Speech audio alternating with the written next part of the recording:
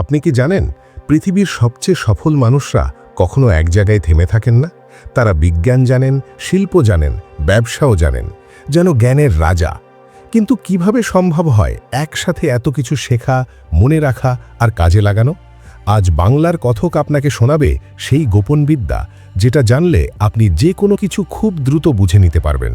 শেখার ক্ষমতা হবে আগের চেয়ে 10 গুণ বেশি, আর আপনিও হয়ে উঠতে পারবেন এক আধুনিক পলিম্যাথ। হ্যালো বন্ধুরা, স্বাগত আপনাদের প্রিয় চ্যানেল বাংলার কথক ইউটিউব চ্যানেলে। বাংলার কথক, বাঙালির কথক। আমি আপনাদের হোস্ট সৌভিক। আপনি কি কখনো ভেবে দেখেছেন কেন কিছু মানুষ সবকিছু এত সহজে বুঝে ফেলে? তারা নতুন কোনো বিষয়ে সামনে পেলেই যেন মুহূর্তের মধ্যে তার মূলটা ধরে ফেলে।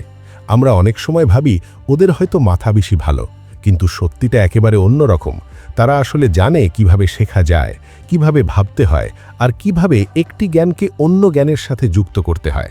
এটাই হলো পলিম্যাথ মানসিকতা, একজন বহুমুখী চিন্তাশীল মানুষের গোপন শক্তি। একটা ছোট গল্প বলি। একজন তরুণ ছিল, তার নাম ছিল আরিফ। ছোটবেলা থেকে তার স্বপ্ন ছিল বিজ্ঞানী হওয়া, কিন্তু সে এক জায়গায় থেমে থাকেনি। সে গান শিখেছিল, ছবি আঁকত, ইতিহাস পড়ত, এমনকি ব্যবসা নিয়েও আগ্রহী ছিল। তার বন্ধুরা বলতো, তুই এত কিছু করিস কেন? আরিফ বলতো, কারণ আমি সব কিছু জানতে চাই।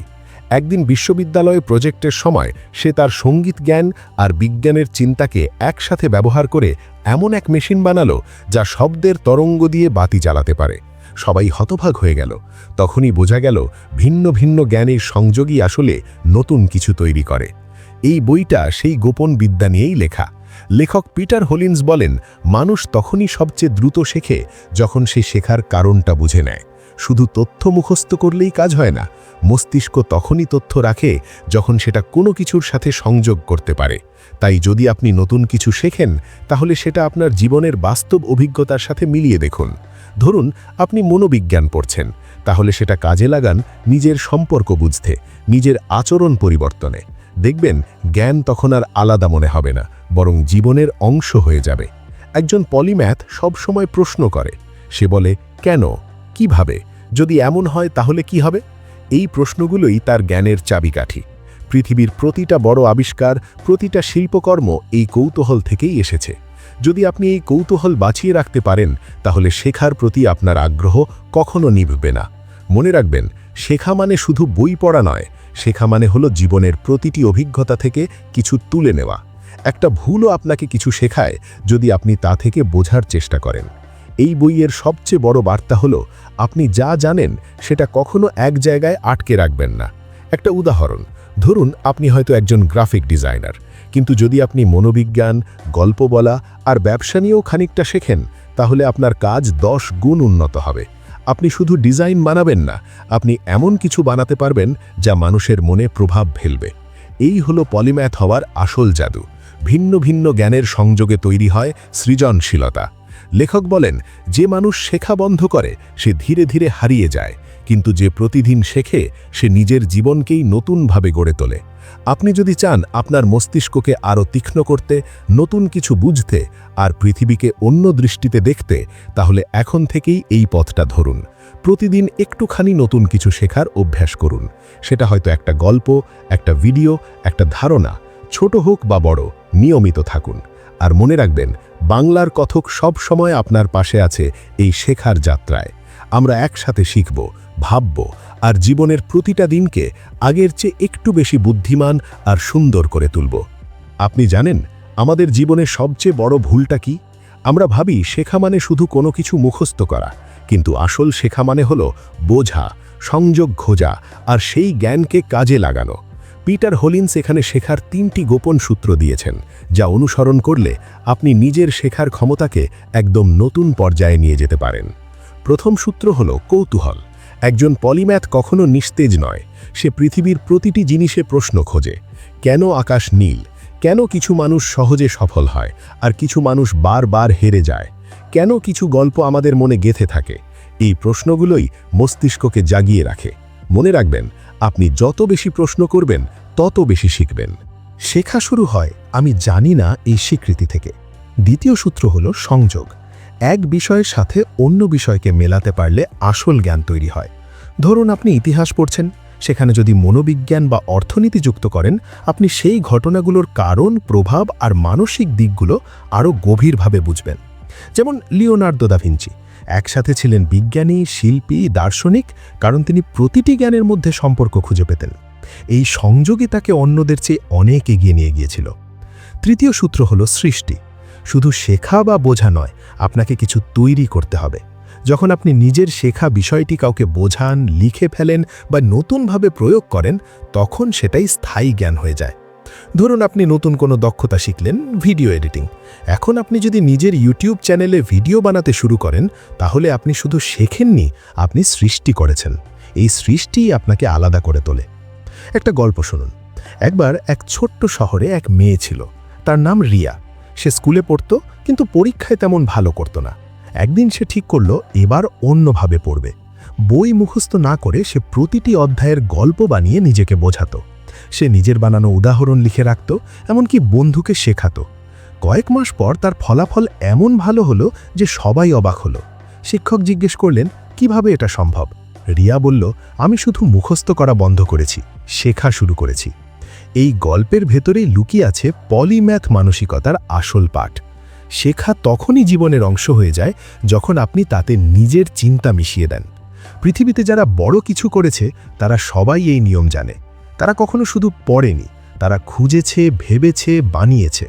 আপনি যদি নিজের জীবনে এই তিনটি সূত্র কৌতূহল, সংযোগ আর সৃষ্টি মেনে চলেন, তাহলে শেখা আপনার কাছে খেলায় পরিণত হবে। আর তখন আর কেউ আপনাকে থামাতে পারবে না। আপনি শুধু নতুন কিছু শিখবেন না, নতুন কিছু তৈরি করবেন। আর এই যাত্রায় বাংলার কথক আপনাকে প্রতিদিন মনে করিয়ে দেবে, শেখা মানে বেড়ে ওঠা, শেখা মানে নিজের সীমা ভাঙা। আপনি জানেন, শেখার সবচেয়ে বড় বাধা হলো মনোযোগের অভাব নয়, বরং ভুল পদ্ধতি। আমরা অনেক সময় ঘন্টার পর ঘন্টা পড়ি, কিন্তু কিছুই মনে থাকে না। আবার কেউ কেউ খুব অল্প সময়ে এমনভাবে শেখে যে দেখে মনে হয় তাদের মনে বিশেষ কোনো ক্ষমতা আছে, কিন্তু আসলে না, তারা শুধু জানে কিভাবে নিজের মস্তিষ্ককে সঠিকভাবে ব্যবহার করতে হয়। এই অংশে পিটার হলিন্স আমাদের শেখান কিভাবে আপনি নিজের শেখার ক্ষমতাকে বাস্তবভাবে বাড়াতে পারেন। প্রথমেই তিনি বলেন, শেখার জন্য সময় নয়, অভ্যাস জরুরি। আপনি প্রতিদিন 1 ঘন্টা না পড়লেও সমস্যা নেই, কিন্তু প্রতিদিন নিয়মিতভাবে নতুন কিছু শেখার অভ্যাস রাখতে হবে। ধরুন আপনি প্রতিদিন সকালে ঘুম থেকে উঠে 10 মিনিট একটা নতুন তথ্য জানলেন। এভাবে চলতে থাকলে 6 মাস পর আপনি বুঝবেন আপনি নিজেই অনেক বেশি জ্ঞানী হয়ে গেছেন। ছোট ছোট শেখার মুহূর্তই সময়ের সাথে বড় ফল দেয়। দ্বিতীয়ত, শেখার পর সেটাকে কাউকে বোঝানোর চেষ্টা করুন, কারণ আপনি যখন কাউকে বোঝান, তখন আপনার মস্তিষ্ক তথ্যগুলোকে নতুনভাবে সাজিয়ে নেয়। এতে আপনার বোঝা আরও গভীর হয়। হয়তো আপনি বন্ধুকে বললেন, আজ আমি একটা দারুণ বিষয় শিখেছি, শুনবে? এই বলাটাই হলো শেখার পুনর্গঠন। এই পদ্ধতিকে বলা হয় ফাইনম্যান টেকনিক, যেখানে আপনি সহজ ভাষায় বোঝানোর চেষ্টা করে নিজের মস্তিষ্ককে আরও শানিত করেন। আরেকটি বিষয় হলো বিরতি। হ্যাঁ, বিরতিও শেখার অংশ। অনেকেই ভাবে টানা পড়লে বেশি শেখা যায়, কিন্তু বাস্তবে টানা পড়লে মস্তিষ্ক ক্লান্ত হয়ে পড়ে, নতুন তথ্য আর ধরে রাখতে পারে না।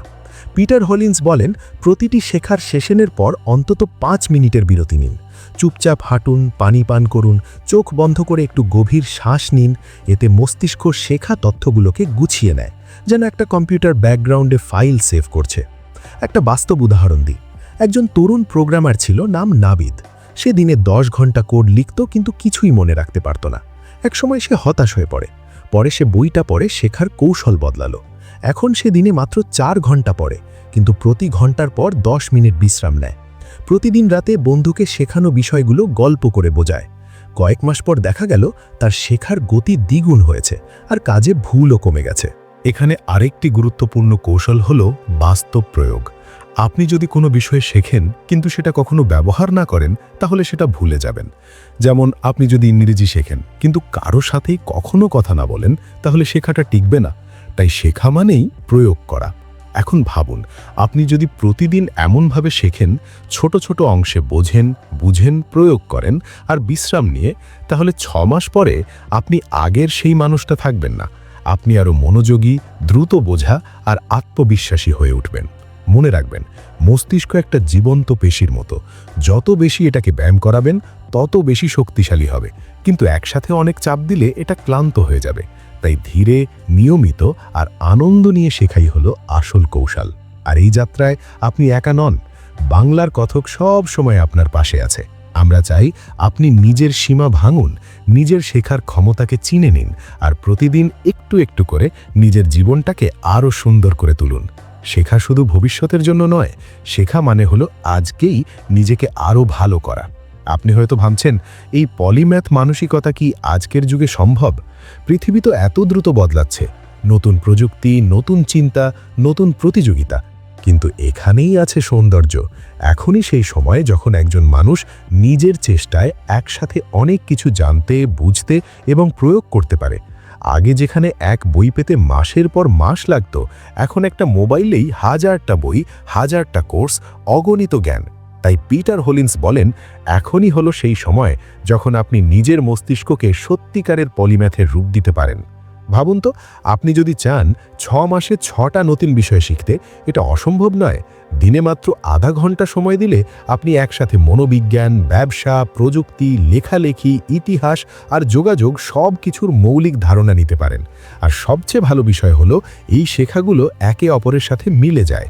আপনি যখন একটা বিষয় ভালোভাবে বুঝতে শুরু করেন, তখন অন্য বিষয়গুলো সহজ হয়ে যায়। জ্ঞানের মধ্যে এক ধরনের অদ্ভুত সংযোগ তৈরি হয়, যা আপনার চিন্তার দিগন্ত প্রসারিত করে। একটা বাস্তব উদাহরণ দিই। একজন সাধারণ যুবক ছিল, নাম তামিম। সে স্কুলে গড়পড়তা ছাত্র ছিল, কোনো বিশেষ প্রতিভা ছিল না, কিন্তু তার ছিল শেখার আগ্রহ। সে ইউটিউব থেকে ভিডিও দেখে ফটোগ্রাফি শিখল, এরপর ভিডিও এডিটিং, তারপর ডিজিটাল মার্কেটিং। একসময় সে বুঝল, এই তিনটেকে একসাথে কাজে লাগিয়ে সে নিজের ছোট্ট ব্যবসা শুরু করতে পারে। এখন সে শুধু ভালো আয় করছে না, তার কাজ অন্যদের অনুপ্রেরণাও দিচ্ছে। এটা হলো পলিম্যাথ মানসিকতার শক্তি, যেখানে ভিন্ন ভিন্ন জ্ঞান একসাথে নতুন সুযোগ তৈরি করে।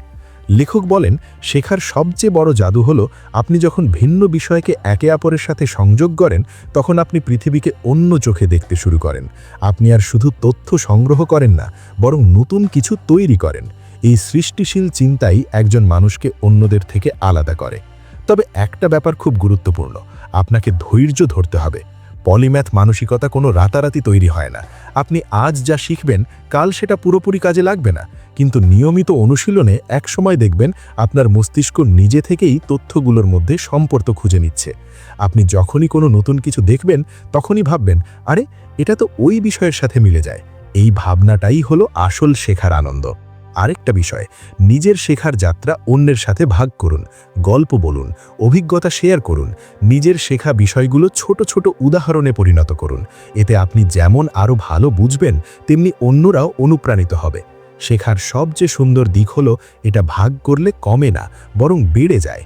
এই বইয়ের লেখক শেষ দিকে একটা কথা বলেছেন, learn broadly, connect deeply and create fearlessly. মানে, বিস্তৃতভাবে শিখুন, গভীরভাবে সংযোগ করুন আর নির্ভয়ে সৃষ্টি করুন। আপনি যদি সত্যিই নিজের জীবন বদলাতে চান, তাহলে আজ থেকেই একটা প্রতিজ্ঞা করুন, প্রতিদিন কিছু না কিছু নতুন জানব, শিখব, প্রয়োগ করব। সময় লাগবে, কিন্তু ফল এমন আসবে যা আপনি এখন কল্পনাও করতে পারছেন না। আর এই শেখার পথে বাংলার কথক আপনার সঙ্গী। আমরা একসাথে এমন এক যাত্রায় আছি, যেখানে জ্ঞানের প্রতিটা পদক্ষেপ আপনাকে নিজের সেরা রূপের দিকে নিয়ে যাচ্ছে। মনে রাখবেন, আপনি যত জানবেন তত বদলাবেন, আর আপনি যত বদলাবেন তত এই পৃথিবীও আপনার মাধ্যমে একটু একটু করে ভালো হয়ে উঠবে। আপনি জানেন, শেখা কখনোই শুধু বইয়ের বিষয় না, শেখা আসলে জীবনের প্রতিদিনের অভিজ্ঞতার সাথে জড়িয়ে থাকে। পিটার হোলিন্স এখানে এক দারুণ সত্য কথা বলেছেন। মানুষ তখনই সত্যিকারের জ্ঞানী হয়, যখন সে নিজের শেখাকে জীবনের সাথে মিশিয়ে নেয়। কারণ আপনি যতই তথ্য জানুন, যদি সেটা কাজে না লাগে, তাহলে সেটা শুধুই শব্দ। আর যখন সেই জ্ঞান দিয়ে আপনি কিছু করেন, কিছু বদলান, কিছু সৃষ্টি করেন, তখনই সেটা বাস্তব শিক্ষা হয়ে ওঠে। ভাবুন তো, আপনি যদি রান্না শিখতে চান, আপনি শুধু রেসিপি পড়লেন, কিন্তু কখনো চুলার সামনে দাঁড়িয়ে চেষ্টাই করলেন না, তাহলে কি আপনি ভালো রাঁধুনি হতে পারবেন? কক্ষণই না। কিন্তু যদি একবারও নিজে হাতে রান্না করেন, ভুল করেন, আবার ঠিক করেন, তখন আপনি বুঝবেন, শেখা মানে শুধু জানা নয়, শেখা মানে করে দেখা। এই বাস্তব প্রয়োগের কথাই লেখক বিস্তারিতভাবে বলেন।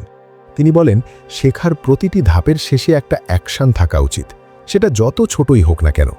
আপনি যদি কোনো বই পড়েন, তার থেকে একটা আইডিয়া নিয়ে আপনার জীবনে তা প্রয়োগ করুন। ধরুন আপনি টাইম ম্যানেজমেন্ট নিয়ে কিছু শিখলেন, তাহলে পরের দিন সকালটা নতুনভাবে সাজান। শুধু শেখা নয়, প্রয়োগটাই আপনাকে আলাদা করে তুলবে। একটা গল্প বলি। একবার এক তরুণ ছিল, নাম রিয়াদ। সে প্রতিদিন মোটিভেশনাল বই পড়ত, নোট নিত, কিন্তু তার জীবনে কোনো পরিবর্তন আসছিল না। একদিন সে ভাবল, এবার কাজে লাগাতে হবে। বই থেকে একটা ছোট্ট নিয়ম বেছে নিল, প্রতিদিন সকালে 1 ঘন্টা নিজের লক্ষ্য নিয়ে কাজ করব। প্রথম দিন তার কষ্ট লাগল, দ্বিতীয় দিনও অলস লাগল, কিন্তু তৃতীয় দিনে সে নিজের অগ্রগতি দেখতে পেল। কয়েক সপ্তাহ পর সে বুঝল তার জীবন বদলাতে শুরু করেছে। এই গল্পটা প্রমাণ করে শেখা তখনই মূল্যবান হয় যখন তা কাজে লাগে। পিটার হলিন্স আরও একটা কথা বলেন, নিজের শেখার দিকগুলো রেকর্ড রাখুন। মানে আপনি কি শিখলেন, কবে শিখলেন, আর সেটা কোথায় ব্যবহার করলেন।